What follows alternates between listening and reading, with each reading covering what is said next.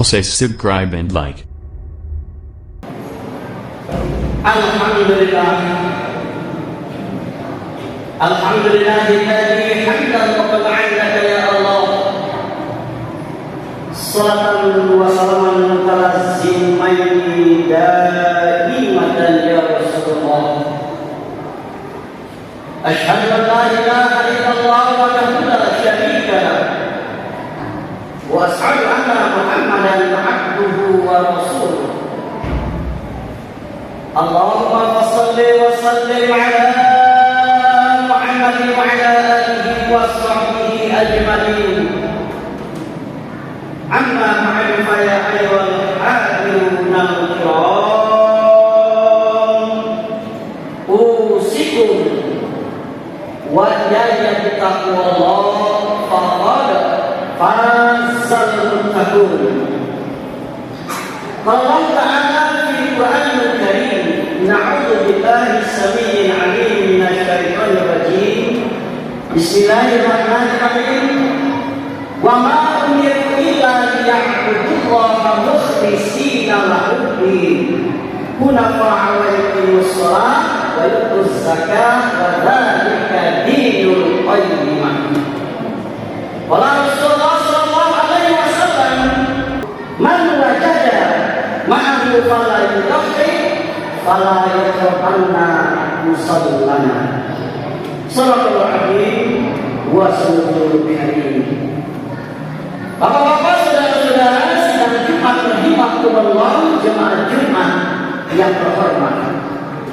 Setelah kita menyampaikan pujian kita kepada Allah Subhanahu wa taala dan kita iringi dengan berselawat kepada baginda Rasul, kami tentunya selaku khatib mengajak kepada kita semua untuk meningkatkan ketakwaan kita kepada Allah Subhanahu wa taala.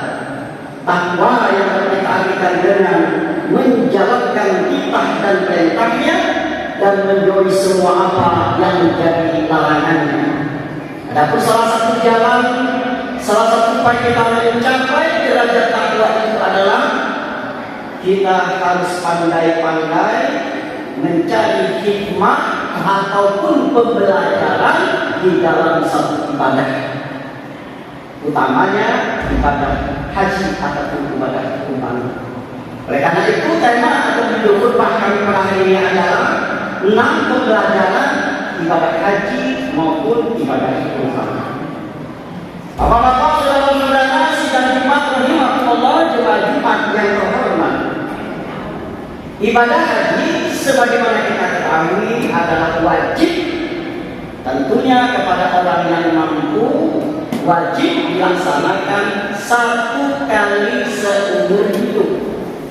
Sementara ibadah kurban tidak seperti ibadah haji yang mungkin selama ini dipahami seperti itu.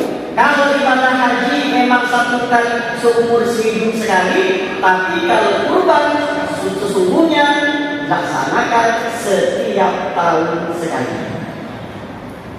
Dari Allah, dari kedua ibadah yang kita sebutkan, ibadah haji maupun ibadah kurban, ini sangat berkaitan erat.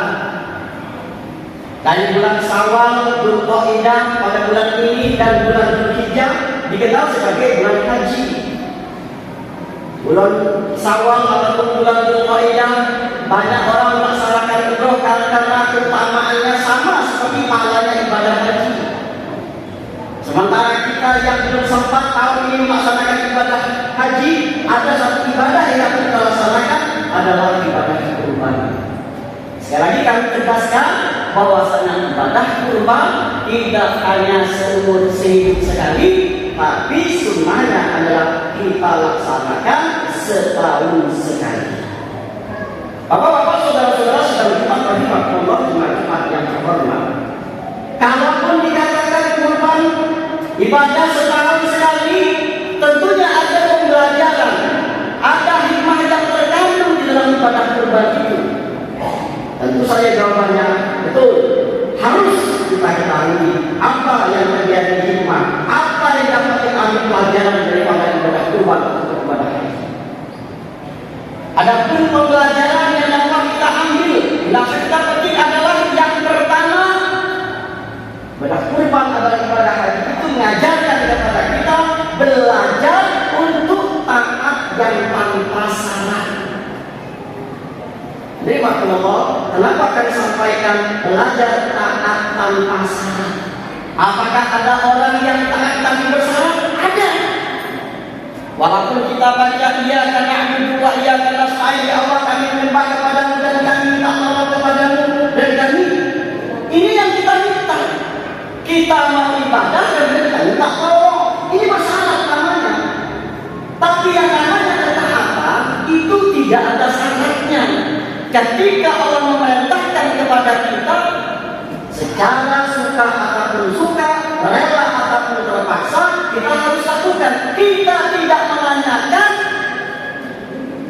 apa yang menjadi hikmah dari itu. Kalau diperintahkan sami'na wa ata'na. Makanya Allah mengatakan dalam surah Al-Baqarah ayat yang kelima yang bacakan di awal tadi, wa ma umiru illa liya'budullah mukhlishina lahuddin.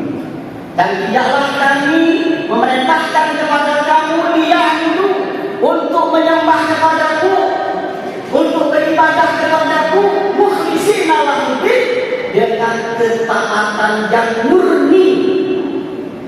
Jadi maksudnya ini disebut dengan mukhlishina lahuddin, ketaatan yang murni, ketaatan tanpa syarat.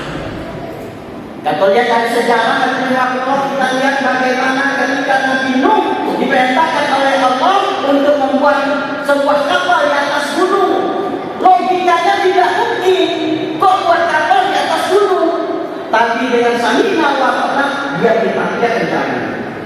Begitupun dengan Nabi Musa ketika dikejar oleh kaum Firaun, pasukan Firaun minta tolong kepada Allah Subhanahu wa taala dan Allah memerintahkan untuk memukulkan tongkatnya ke tanah tanpa banyak tanah lagi dengan keadaan mendesak begitu sami'na wa ata'na.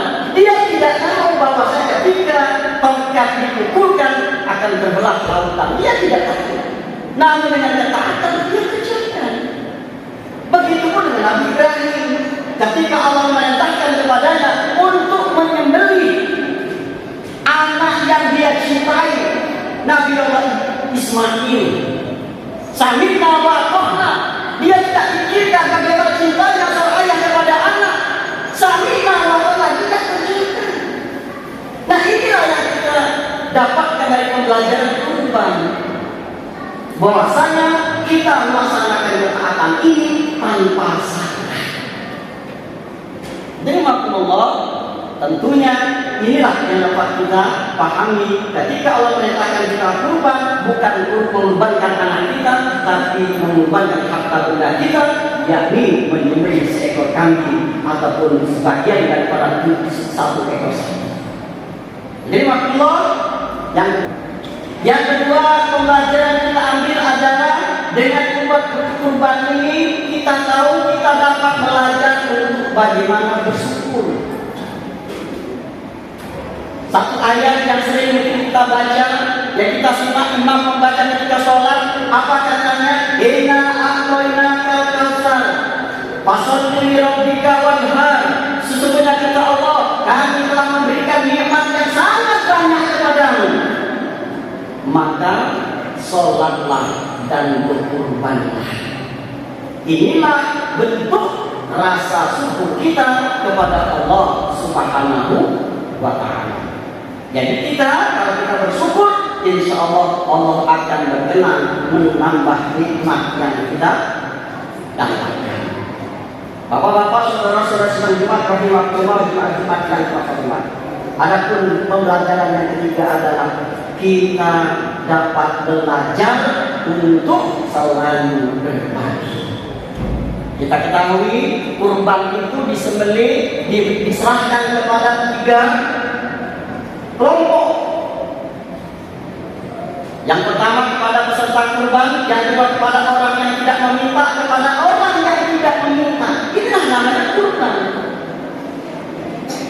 Apakah dia orang kaya ataupun tidak, apakah dia peserta kurban ataukah tidak, apakah dia muslim ataukah tidak, Walaupun bagian ini ada sebagian pendapat ulama mengatakan tidak boleh diberikan kepada non-muslim, tapi lebih banyak mengatakan boleh kita serahkan kepada orang yang non-muslim ketika kita ibadah kurban. Karena kenapa? Dalam Quran dijelaskan terus Allah ada shawab wahida wajabat sepatu minha.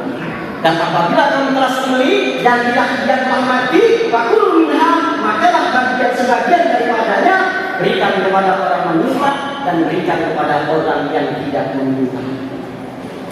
Terima Allah, sifat dasar manusia adalah cinta kepada harta.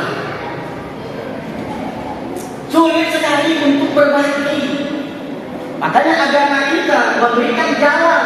Bagaimana cara kita untuk berbagi? Apakah disebut dengan zakat, infak, sedekah, dan termasuk ibadah kurban?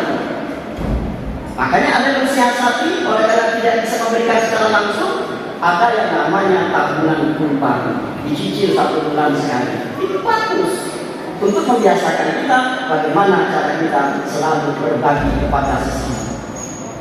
Kemudian yang keempat, pembelajaran kita ambil dari ibadah kurban ini adalah kita belajar selalu berzikir.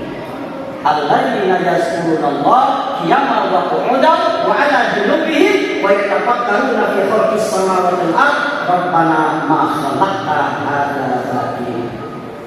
Terima ketika kita ingin memberi kurban, tentunya ada yang diwajibkan ketika kita melaksanakan kurban. Yang diwajibkan adalah ketika kita menyembelih harus mengucap nama Allah, Bismillahirrahmanirrahim, dan sunnahnya kita mengucapkan takbir. Oleh karena kakinya 4 katanya takbirnya 4 kali. Tidaklah demikian sesungguhnya. Takbir yang pasti kita bertakbir ketika menyembelih kurban. Jadi ada yang disunahkan, ada yang diwajibkan ketika kita melaksanakan kurban. Intinya adalah berzikir. Nah, berkurban saja kita berzikir, apalagi kita dalam keadaan santai. Apapun keadaan kita, apakah kita duduk, apakah kita berbaring, apakah kita lagi berdiri, itu diperintahkan untuk berzikir kepada Allah. Terima kasih Jumat yang Allah dirahmati. Ada punya terima. Pelajaran yang kita dapatkan adalah kita belajar untuk ikhlas. Terima Allah. Ketika kita berkurban, tentunya ada satu prinsip. Seyogyanya inilah yang menjadi satu-satunya syarat apabila kurban kita ingin diterima oleh Allah Subhanahu wa Ta'ala. Dan kurban bisa saja diterima. Syaratnya ada, kita harus ikhlas. Ada anggapan nanti menjadi kendaraan kita, itu nanti dulu kita pikirkan. Yang penting ikhlaskah kita ketika kita berkurban, tidak menunggu ketika ditanya Pak Haji, Pak mau kurban tahun ini, ketika ditanya berkurban tidak. Ini sudah ada dasar dari hati. Kalaulah kurban itu disyaratkan orang yang benar-benar mampu, bagaimana kita lihat di media sosial ada seorang tukang beca, ada seorang pemulung yang berdiri untuk kurban, bisa saja. Dan kenapa? Diawali daripada niat yang tulus. Makanya Allah mengatakan dalam surah Al-Hajj ayat yang ke-37, Allah mengatakan a'udzubillahi minasyaitonir rajim, la yanallahu rahima wa la dima'uha wa la yanalu taqwa minhu. Kata Allah, tidak akan sampai dagingnya, darahnya, bulunya. Yang sampai kepada Allah itu adalah walakin yang takwa, kamu bertakwa pada saat melaksanakan kurban. Yang terakhir, pembelajaran yang dapat kita ambil adalah kita belajar untuk mengikuti sesuai tuntunan. Apakah itu ibadah kurban? Tentunya ada syarat dan ketentuan tertentu. Bagaimana ketika kita berkurban ada larangan-larangan kepada orang-orang yang berkurban. Kita ikuti. Walaupun kita barangkali berat, kita ikuti. Begitu juga dengan haji. Tidak bisa kita dengan kita sendiri. Makanya ada disebut dengan manasik haji. Ini berdasarkan tuntunan. Sehingga apa yang kita lakukan ini, ibadah yang kita lakukan ini tidak semata-mata keinginan kita saja, tapi memang benar-benar ketaatan yang kita lakukan, ibadah yang kita lakukan memang didasari dari ilmu pengetahuan. Demikian kami sampaikan, mudah-mudahan bermanfaat kepada kita semua. Kalau ta'ala aidon, ya ayyuhalladzina amanu udkhulu fis-silmi kaffah wa la tattabi'u khutuwati syaitan innahu lakum aduwwun mubin. Terima kasih Allah sudah mengingatkan kepada kita semua. Ini adalah 10-20 Dzulqa'dah. Artinya 10 hari lagi kita akan masuk di bulan Dzulhijjah. Ada amalan-amalan yang Dzulhijjah yang kita laksanakan. Seharusnya kami sampaikan yang pertama, kita tentunya melaksanakan ibadah haji. Lewat tahun ini, pertama yang kedua yang kita lakukan adalah melaksanakan ibadah kurban. Ibadah kurban juga tidak sempat dan dapat kita lakukan melaksanakan puasa Arafah di tanggal 9 Dzulhijjah. Tidak juga sempat melaksanakan puasa. Dan keempat, melaksanakan sholat Id dan mengikuti khutbahnya. Tidak sekedar sholat saja, tapi mengikuti khutbah sampai dengan selesai. Andai pun juga tidak sempat, yang kelima dapat kita lakukan adalah mencicipi hewan yang dikurbankan. Apakah itu sebagai peserta ataupun kita sebagai jemaah. Kalaupun kita ada halangan memakan hewan kurban itu ataupun daging, makanlah yang sedikit saja. Yang pasti jangan tidak mencicipi sejumput jadilah, paling tidak kita mengambil sunnah dari baginda Rasulullah SAW. Jadi makhluk demikian, mudah-mudahan saja kita mengambil paham itu dan sebagai penutup kita berdoa subhanahu wa ta'ala agar kiranya Allah memberikan ijabah doa kita. Allahumma